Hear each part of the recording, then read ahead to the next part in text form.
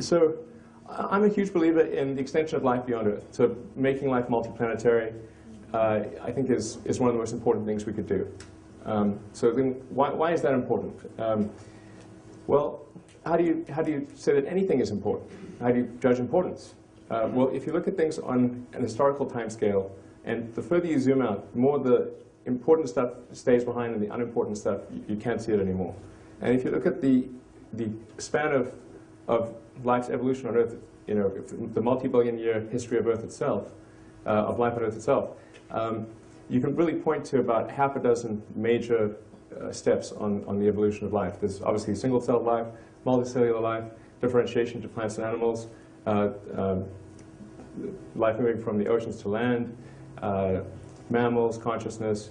Those are sort of like the big ones. And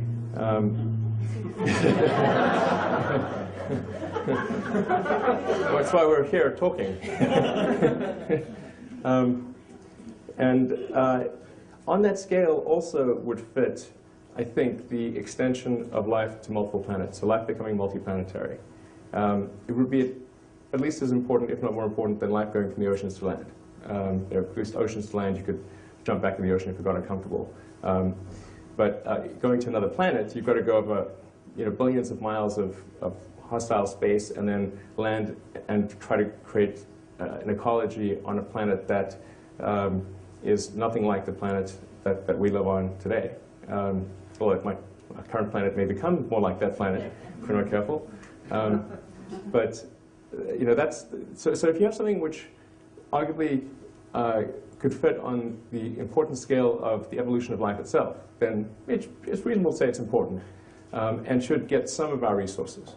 And you say, well, what is some of our resources? Well, probably less than what we spend on Medicare and more than what we spend on lipstick. You can sort of bracket it. So we spend a lot on lipstick, by the way, which I think is great.